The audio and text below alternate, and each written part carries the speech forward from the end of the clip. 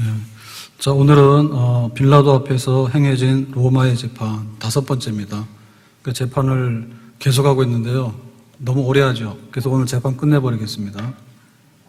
그럼 여기 지금 로마의 법정 그렸는데 고소한 사람 누구죠? 고소한 사람은 유대인들이죠.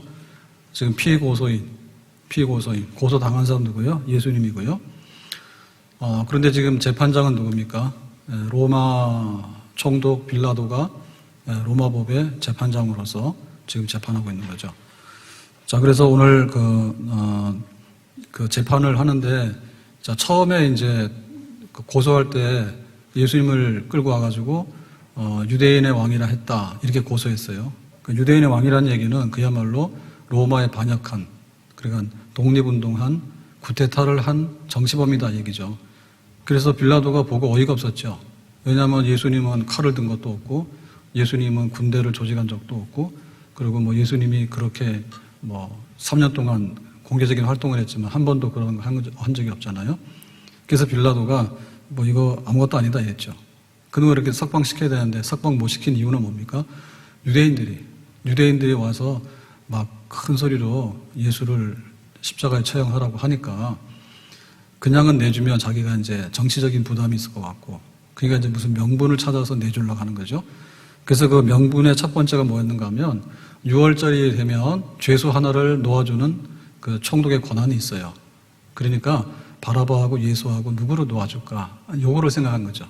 그래서 빌라도는 상당히 머리를 썼습니다. 근데 뭐 뛰는 놈 위에 나는 놈이 있다고 유대인들이 뭐라 했죠? 바라바라 그래 버렸죠. 그래서 빌라도 생각에는 이해가 안 가는 거예요. 뭐냐면은 바라바는 원래 그 쿠데타하다가 그 살인을 저지른 그야말로 반역한 사람이에요. 근데 이제 예수님의 혐의는 뭐냐면 반역자라 얘기죠. 근데 예수님 혐의가 없는데 진짜 반역을 해서 살인한 사람은 바라바거든요. 그러니까는 이 반역한 사람을 쳐 죽이라 했으면 예수님보다도 바라바를 먼저 죽여야 되잖아요. 근데 유대인들의 답은 뭐예요? 바라바는 석방이고 예수를 십자가에 놓으라 했죠. 그래서 빌라도가 허탈한 거예요. 야, 이거 만만치 않은데? 예수가 분명히 죄가 없어서 풀어줘야 되겠는데? 이 사람이 말 안 듣네? 그래가지고 두 번째 이제 빌라도가 또 꾀를 썼죠. 그래서 이번에는 뭐냐면, 그러면 내가 예수를 채찍으로 때리겠다, 이죠.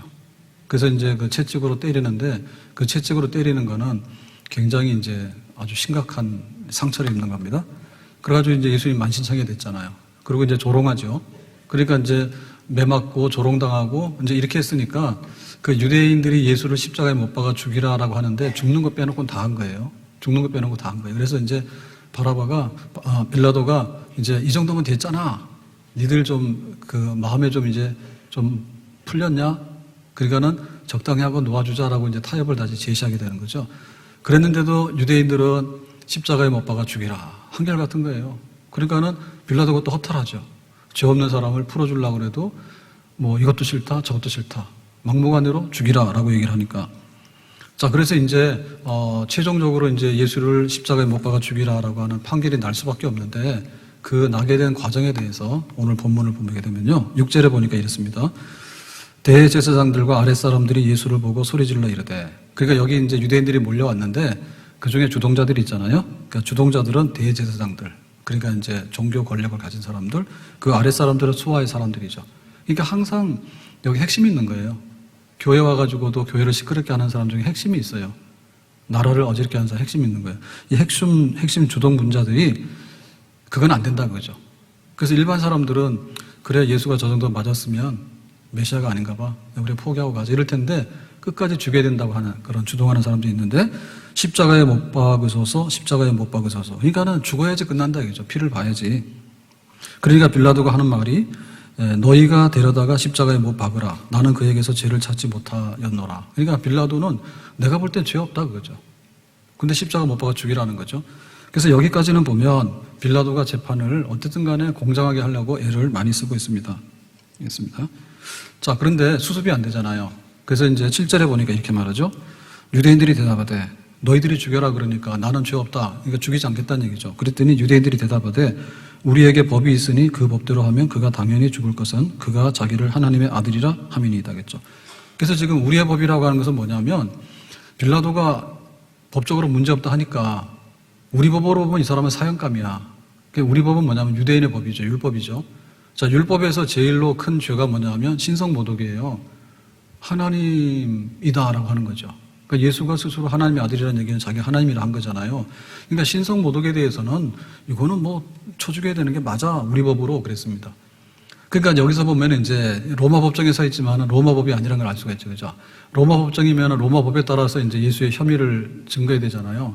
근데 빌라도가 아무리 봐도 혐의가 없다니까 우리 법으로 보면 하나님의 아들이라 했어. 성전 헌다 했어. 그리고 이거 신성모독이야. 그러니까 죽여. 그러니까 로마 법정이 갑자기 유대인의 법정이 되는 거죠. 근데 여기 왜 끌고 왔냐면 자기들은 사형권이 없기 때문에 할 수 없이 로마 법정에 와가지고 유대법으로 죽여달라는 거죠. 법에 따라서. 그러니까 이율배반적인 거죠. 그런 요구를 지금 하고 있는 겁니다. 자, 그래서 여기서 보면은 이제 하나님의 아들이라 했다. 그러니까 메시아라고 했다. 그러니까 신성모독이다. 이것 때문에 예수는 죽어야 된다 얘기예요. 그래서 지금 재판하고 있는 빌라도가 어이가 없잖아요. 그래서 8절에 보니까 이렇게 말합니다. 빌라도가 이 말을 듣고 더욱 두려워했어요. 이제 두려운 거예요. 왜냐하면 예수는 혐의가 없는데 자꾸 죽이라 하는데 자기도 피 흘리고 싶지는 않잖아요. 무죄한 사람을 죽이는 십자가형이라는 것은 끔찍한 형벌이잖아요. 그래서 이 말을 듣고는 뭐냐면 하나님의 아들이라 하니까 안 그래도 예수가 무죄인데 죄를 뒤집어 쓰고 죽게 되면 억울한데 내가 그거를 혐의를 이렇게 막 씌운다는 것은 이거 안 되는 일인데 하나님의 아들을 만약에 빌라도가 죽인다고 하면 자기가 아주 좀 안 좋잖아요. 그래서 야, 어떻게 나에게 이런 일이 걸렸지? 이 까다로운 재판이 걸렸지? 그걸 두려운 거예요. 하나님의 아들을 내가 죽인다? 이거 말도 안 되는 거죠. 그래서 이제 빌라도가 더 긴장하는 거예요. 그래, 내가 저 예수를 죽이면 하나님의 아들을 죽이는 건데, 야, 이거 큰일 났는데? 그래서 다른 성경에 보니까 그랬죠. 자기 부인이 꿈을 꿨는데 이 사람은 죄가 없으니까 손대지 마라. 그런 꿈도 말해줬고, 그리고 와서 재판하는데 로마 법이 아니라 완전 유대인의 법으로 신성모독, 하나님의 아들이라는 걸 처형하라 하니까 자기가 지금 이렇게 사건에 휘말렸잖아요. 그래서 빌라도가 굉장히 이게 안 좋은 거예요. 그래서 이제 묻습니다. 다시 한번 신문합니다. 하나님의 아들에 대해서 9절에 다시 관장에 들어가서 예수께 말하되, 다시 이제 재판장이죠.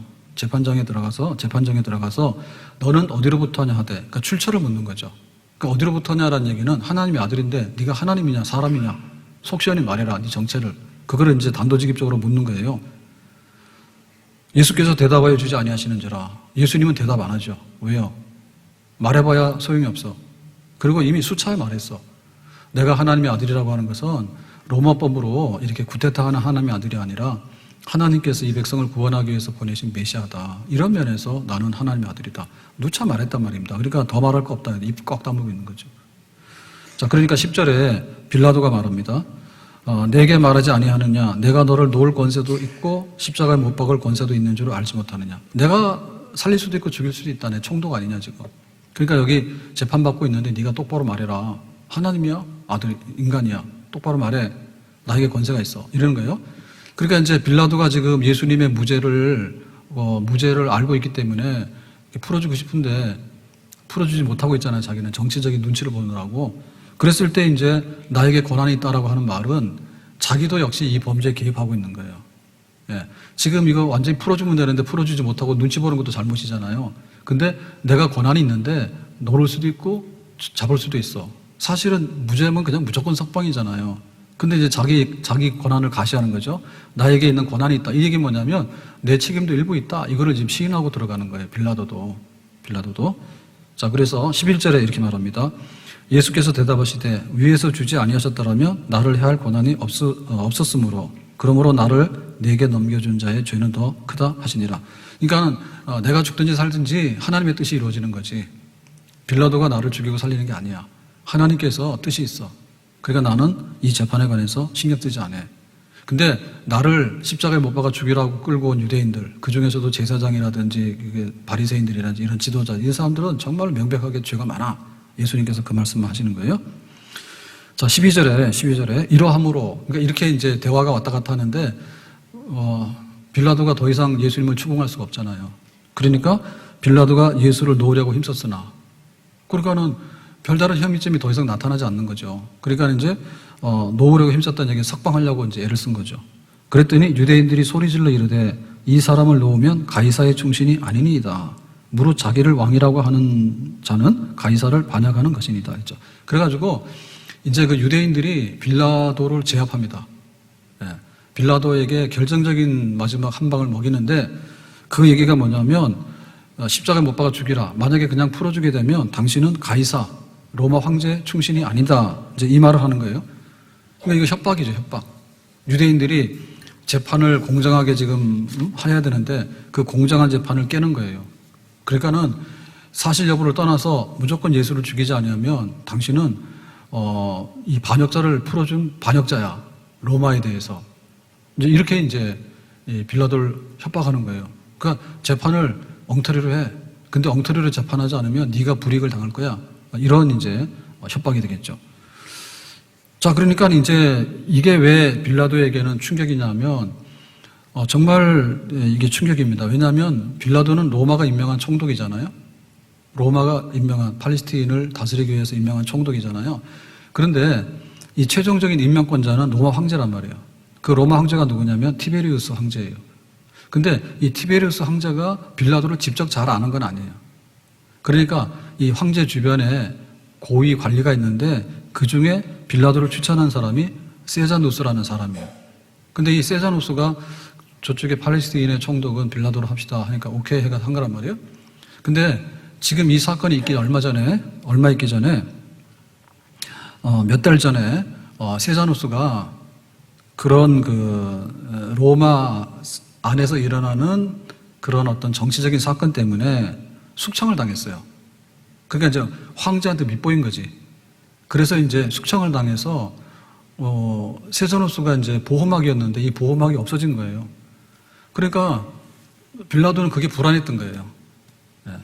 그러니까 빌라도는 여기 지금 예루살렘에 이 팔레스타인의 평화가 있어야지 로마로부터 신임을 받는 거고, 또 로마가 신임을 하려고 하면 항상 정치적인 배경이 있잖아요. 그 정치적인 후원자가 있어야 되는데 그게 어느 날 사라진 거예요. 사라진 정도가 아니라 자기를 추천했던 세자누스가 숙청을 당했기 때문에 사실은 빌라도도 한묶음이죠. 함께 이제 숙청을 당할 그런 위기에 있단 말이에요. 이게 상당히 위기의식을 느끼겠는데 지금 이 사건이 몰려온 거지. 그러니까 이제 유대인들은 그 약점을 안 거죠. 네가 지금 로마 황제한테 거의 죽기 직전이야. 근데 우리가 한 번만 입을 불면 너는 지금 권력을 잃고 날아가게 될 거야. 네 목숨 위태로워. 예수 풀어줘. 풀어주는 게 아니라 죽여. 만약에 풀어주면은 네 목숨이 위태로운 줄 알아. 이렇게 이제 협박하는 거야, 이 말이. 예? 가이사의 충신이 아니라는 얘기는 우리가 로마에다 고자질한다는 얘기죠. 자기가 왕이라고 한 사람을 살렸으니까 로마에 대해서 충성하지 않는 거다. 고자질할 거다. 그러면 너는 한 번에 날아가서 죽을 거다. 이런 얘기죠. 그러니까 이제 빌라도가 바라바를 놔줄까 예수를 놔줄까 채찍질해가지고 이제 그만해라. 뭐 온갖 거 다 했는데 안 됐잖아요. 근데 마지막에 뭐예요? 빌라도가 이 군중을 진정시켜서 설득을 해서 무죄에서 풀어줘야 되는데 이 군중들이 유대인들이 들어서가지고 빌라도를 제압해버리죠. 정치적인 협박으로. 표 안 찍어. 대통령 그냥 탄핵시켜버릴 거야. 이 한마디면 무너지는 거예요. 그래서 이제 빌라도가 더 이상 뭔가를 할 수가 없어요. 이 재판을 끌어나갈 수 없는 거예요, 더 이상. 자, 그래서 13절에 이제 재판이 종결됩니다. 13절 이렇게 말합니다. 빌라도가 이 말을 듣고 결정타죠, 이거는. 더 이상의 뭔가를 이렇게 예수를 구명하기 위해서 이렇게 해봐도 이거는 지금 자기 목숨이 위태롭게 생겼단 말이에요. 그리고 그 본색을 드러내잖아요. 유대인들이. 당신의 약점이 뭔지 아는데 우리가 가서 고자질 할 거야? 이렇게 되니까 이제 더 이상 빌라도가 뭔가를 할 수가 없는 거예요. 자기가 예수를 풀어주는 순간 자기가 이제 위험을 당하게 된 거죠. 그래서 예수를 끌고 나가서 돌을 깐 뜰에 있는 재판석에 앉아 있더라. 그러니까 지금까지는 이제 이렇게 심리가 진행이 됐잖아요. 근데 이제는 이제 결판을 하는 거죠. 재판 선고를 하는 거죠. 이제 결론적으로 이 재판은 어떻게 된다. 그걸 하기 위해서 이제 재판석에 앉은 거예요. 지금까지 얘기 다 들었으니까. 정상적으로 이제 마지막 판결을 하겠다. 이제 이렇게 된 거죠. 판결하겠다. 자, 그래서 14절에 보니까 이렇게 말합니다. 이날은 6월절의 준비일이요. 때는 제6시라 그랬습니다. 그러니까 이제 재판이 새벽에 예수님께서 잡혀가지고 지금 빌라도 법정으로 넘어갔잖아요. 그래가지고 빌라도가 깨지도 않았는데 가서 소리를 질러가지고 빌라도를 깨워가지고 이제 재판을 막 했잖아요. 근데 이제 우리하고 다른 게, 우리도 옛날 같으면은 새벽에 해 뜨면 무조건 일어나요. 해 지면 무조건 자는 거예요. 근데 지금은 해 떠도 자고 해 져도 안 자지. 무슨 말인지 알죠? 옛날에는 시계가 빨리 돌아갔다고 그러니까 이제 새벽에 동이 트면은 밝으니까 재판을 막 진행한 겁니다. 그래서 여기서 말하는 6시라고 하는 것은 아마도 그냥 우리가 말하는 아침 6시 혹은 이제 이거 다른 계산법으로 하면 오전 9시인데요. 하여튼 간에 그 시간을 말했어. 그래서 이날은 뭐냐면 그 6월절의 준비일인 거예요. 그러니까는 오후 6시가 되면 이제 6월절 금요일 안식이 되는 거예요. 그 금요일이에요. 금요일 아침 6시 내지는 아침 9시에 이제 재판 결론 땅땅땅 하는 거예요. 그 시점이에요. 그래서 이제 빌라도가 지금 여기 끌고 온 죄수가 누구냐면 예수인데 그 지금 고소한 사람들 유대인들이 좀 쫙 서 있잖아요. 마당에 서 있잖아요. 자, 예수에 대해서 내가 판결할게. 너희들의 왕 예수에 대해서 판결할게. 왜냐하면 유대인들이 올 때 유대인이 왕이라 했다 해서 고소했잖아요. 그러니까는 너희들이 말하는 유대인의 왕에서 판결 내린다 예수에 대해서. 그러니까 뭐라고 하냐면 15절에 이렇게 말하죠. 그를 십자가에 못 박게 하소서. 가이사 외에는 우리에게 왕이 없나이다 라고 합니다. 자, 이 말이 결정적인 말이에요. 결정적인 말이에요. 자, 왜냐하면 지금 그 유대인들은 하나님의 선택받은 백성이죠. 그러니까 하나님의 선택받은 백성은 뭐냐면 선민이에요. 그러니까 이 선민이 특별한 건 뭐냐면 하나님의 백성인 거예요. 그러니까는 이 선민들은 이스라엘은 항상 고백하기를 왕이신 하나님 이렇게 고백해요. 우리는 하나님의 왕국 백성이다. 하나님 우리 왕이다. 이렇게 하는 거죠. 그러니까 항상 뭐냐면 하나님은 왕이다 그예요. 우리의 왕이다. 심지어는 어디 가더라도요. 포로로 잡혀가더라도 우리는 바벨론 백성이 아니라 하나님 백성이다. 그리고 우리의 왕은 하나님 우리 왕이다. 그런 거죠. 성경에 사사시대가 굉장히 혼탁하고 방황하는 시대입니다. 그래서 사사시대를 한마디로 표현할 때 뭐냐면 왕이 없으므로 백성이 자기 소견대로 행했다예요. 그러니까 거기서 말하는 왕이라는 얘기는 뭐냐면 그냥 이렇게 세우는 왕이 아니라 그야말로 하나님이 왕인데 하나님의 왕권을 인정하고 믿음으로 살지 못하는 그런 방탕한 시대가 사사시대 실패의 시대다 얘기죠. 그러니까 하나님 백성은 하나님의 신정 통치 아래에 있는 백성이에요. 모세가 와서 뭐라 하지만은 모세가 뭐가 아니라 하나님 왕인 거예요. 그리고 이제 모세가 죽어서 여호수아 시대가 오잖아요. 그러면 여호수아가 뭐라 하지만 하나님이 왕인 거예요. 사사시대가 오는데 뭐 사사시 삼손도 오고 사사 중엔 드보라도 오고 뭐 기도원도 오고 다 오잖아요. 근데 사사들이 문제가 아니라 하나님이 왕인 거예요. 근데 사사시대는 하나님이 왕인 것을 잊어버리고 방탕하게 사는 시대가 사사시대인 거예요. 그래가지고 이제 그 사사시대의 마지막이 사무엘인데 그 사무엘이 나와서 이스라엘을 강하게 하잖아요. 블레셋을 이기고 에베네셀 도메돌 블레셋을 쳐서 이기고 그래가지고 이제 사무엘 때 상당히 이스라엘이 안정을 얻었다고. 그랬더니 사무엘이 이제 나이 들어가지고 이렇게 했는데 어느 날 백성들이 와서 요구하죠. 당신이 사무엘이 은퇴할 겁니까? 근데 당신의 아들은 부실하고 마음에 안 들어요. 그러니까 이제 당신의 아들이 우리 지도자가 아니라 왕을 세워주세요. 그러죠. 그 사무엘이 충격받죠. 깜짝 놀라죠. 왕 세워달라고? 왕이 도대체 뭐냐? 그죠? 그래가지고 하나님 큰일 났습니다. 하나님 왕인데 하나님을 왕으로 이제 섬기는 게 아니라 왕을 세워달라니까. 주변의 이방 나라들은 왕을 세웠잖아요. 왕권국가를 세웠잖아요. 그러니까 이스라엘은 신정국가라니까요. 이스라엘 신정국, 왕이 필요 없는 거예요. 하나님 왕이기 때문에 왕이 필요 없는 거예요. 근데 사무엘 때 그러잖아요. 백성들이 와서 정식으로 제안을 하는데 우리에게 왕으로 세워주세요. 우리가 왕이 없어서 우리가 다른 나라한테 지고 우리가 못 살아요. 그러니까 왕만 세워주면 우리나라 잘 살아요. 그랬죠. 그랬더니 사무엘이 충격받았잖아. 도대체 이 백성들이 하나님이 왕인데 하나님 말고 다른 왕을 세워달란다고. 정말 큰일 났다고. 그랬더니 하나님께서 뭐라고 말씀하십니까? 하나님 말씀하시기를 사무엘아 네가 충격받고 섭섭할 이유가 있냐? 백성들이 너를 버린 게 아니라 나를 버린 거야. 이렇게 얘기를 하잖아요. 그러니까 하나님과 하나님 백성 사이에 죽었다 깨나도 안 할 말이 있어요. 죽었다 깨나도 해서는 안 되는 말이 있어. 하나님은 왕이다. 그걸 해야 되는 거고요. 하나님은 우리 왕이 아니다.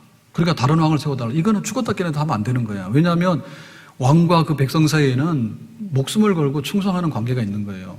그래서 내가 너를 지명하여 불렀느니 강 가운데 물 가운데 불 가운데 지날지라도 해를 받지 않는다. 이런 얘기가 성립되는 건 뭐냐면 하나님 왕이고 하나님 백성이기 때문에 그런 특별한 역사가 성립이 되는 거예요. 근데 하나님이 왕이 아니라고 끌어내리고 나면 이스라엘은 남는 게 아무것도 없는 거예요. 그냥 여러 나라 중에 하나인 거예요. 선민이 아닌 거예요. 선택된 특별한 백성이 아닌 거예요. 근데 지금 다른 나라에서 와서 그랬잖아요. 로마가 와가지고 야 니들 항복해. 로마가 와서 혹은 아수르가 와서 항복해. 혹은 바로왕이 와서 항복해. 막 이랬잖아요. 그럴 때마다 이스라엘은 뭐라 했냐면 항복 안 해.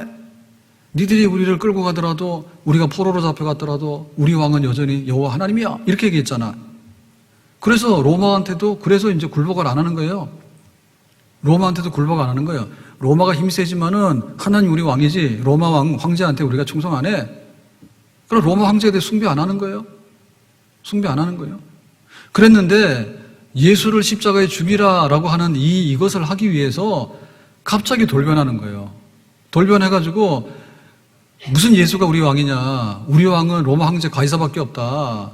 그러니까 우리가 로마 황제한테 다 충성하는 백성인데 왕은 로마 황제가 왕인데 예수가 우리 왕이라 했다고. 그러니까 이런 왕은 갖다가 죽이라고. 그러니까 지금 이 이스라엘 백성들이 지금 이제 유대인들이 하는 얘기가 뭐냐면 로마에다 충성 맹세하는 거예요. 누굴 죽이기 위해서? 예수를 죽이기 위해서. 이거 정말로 반역이죠. 이거 역사적으로 해본 일이 없는 거죠. 예수를 죽이기 위해서 우리 왕은 로마 황제다. 이렇게 얘기하는 거죠. 말이 안 되는 거잖아요. 그러니까 우리는 로마이다 황제한테다가 충성을 하는데 빌라도 당시에는 총독이 돼가지고 왜 로마 황제한테 충성 안 합니까? 로마 황제한테 충성하려고 하면 예수가 자기가 유대인의 왕이라 했으니까 이런 걸 확 죽여야 됩니다. 빨리 죽이라고. 그렇게 독촉을 하는 거죠.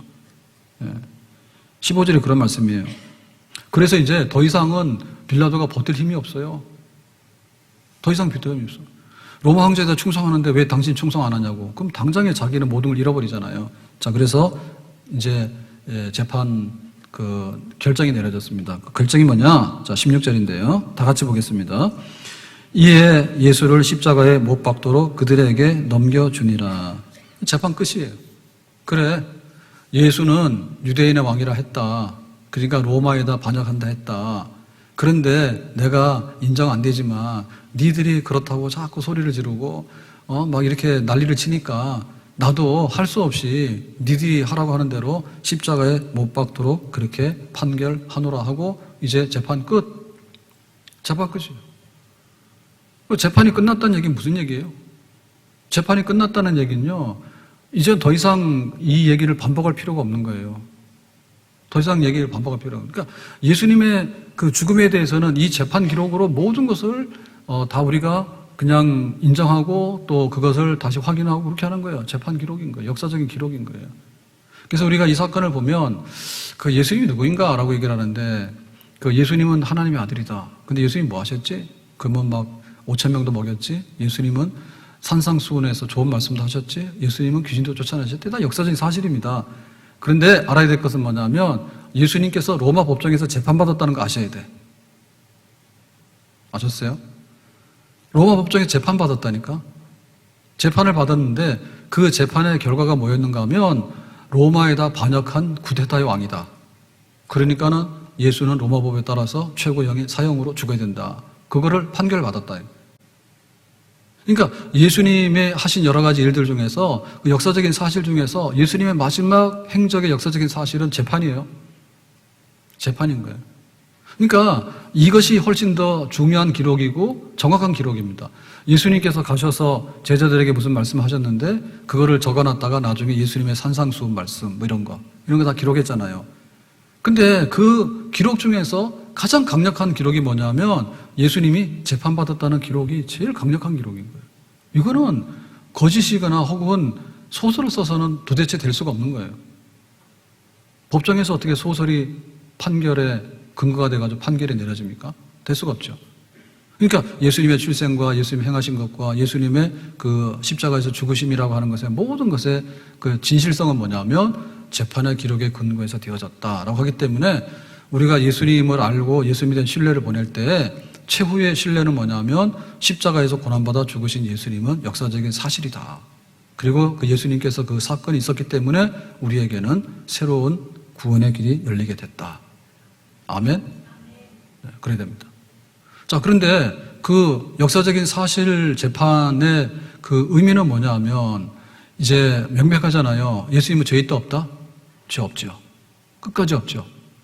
근데 뒤집어 씌운 건 뭐예요? 끝까지 뒤집어 씌웠죠. 유대인의 왕이라 했다. 로마에 반역을 했다. 정치범이다. 그런데 속셈은 뭐예요? 하나님의 아들이라고 한 것이 기분 나쁘다. 그거 가지고는 이제 끝까지 죄를 뒤집어 씌웠잖아요. 집요하게.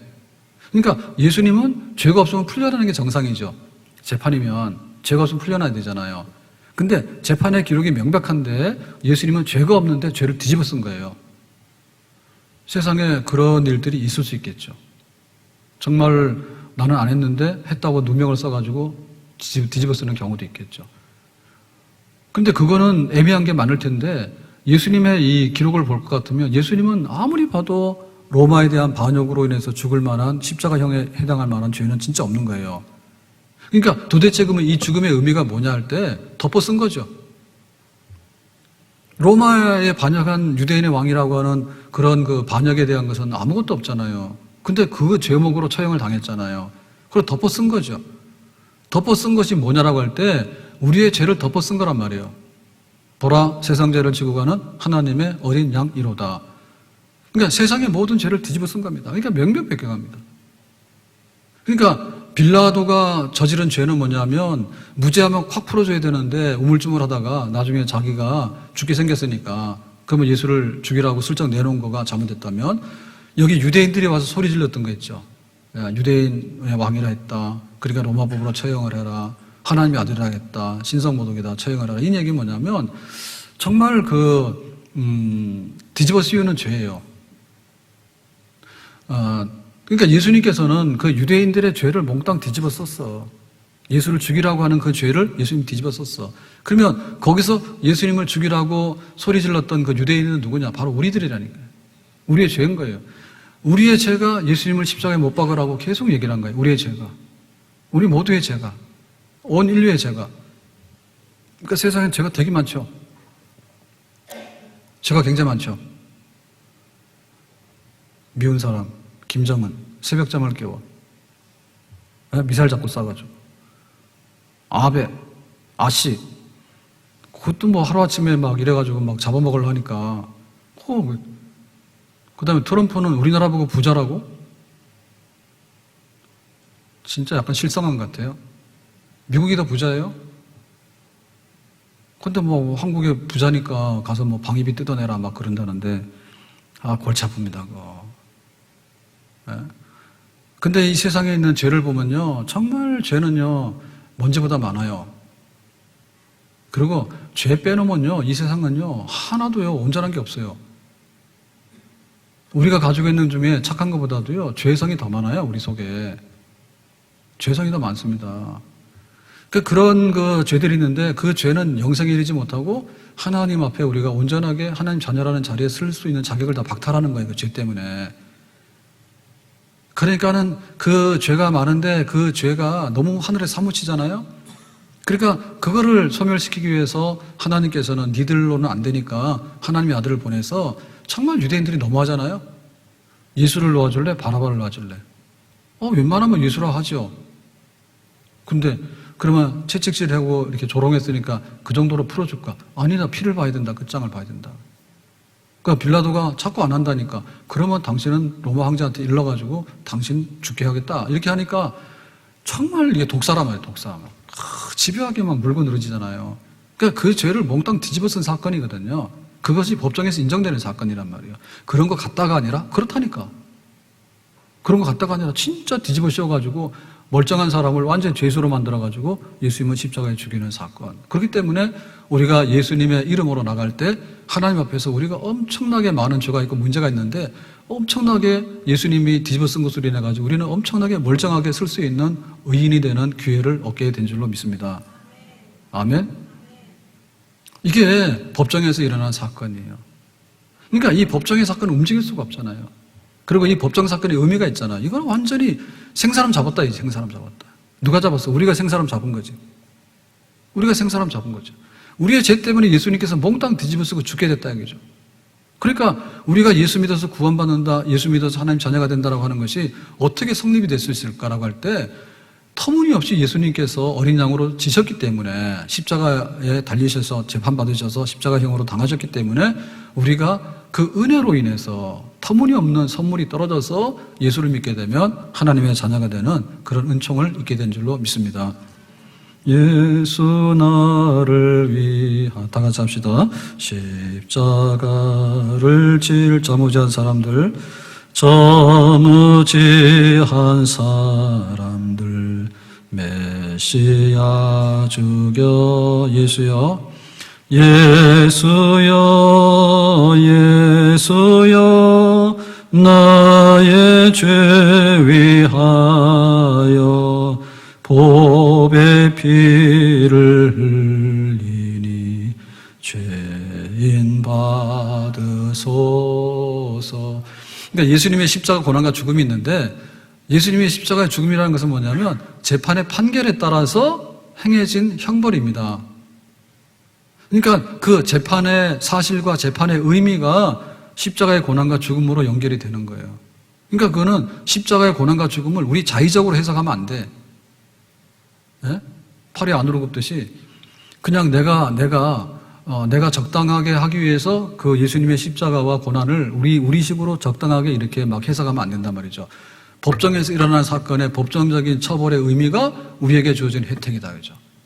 그렇기 때문에 그 십자가가 우리에게 주는 것은요, 이렇게 왜곡되거나 쭈그러들 수가 없다는 얘기예요. 아셨어요? 그러니까 그 십자가의 온전한 그 은총의 그 효력과 근거가 너무 강력하다 얘기예요. 내가 돈 없으면 와서 예수님 십자가에 고난당하셨는데 내가 돈 없어서 오늘 배가 고파서 배가 쪼르륵 소리가 납니다. 십자가 의미가 그것밖에 안 되는 건 아니에요. 그 이상이에요. 네? 오늘 날이 더워가지고 기진맥진하는데 집에 갔더니 턱 남편이 몰아가지고 부부싸움을 했습니다. 예수님이 십자가 고난 받으셨는데 저도 부부싸움을 해서 고난을 받았습니다. 그건 우리 해석이지. 그건 해석이지. 그건 내가 잘못할 수 있잖아요.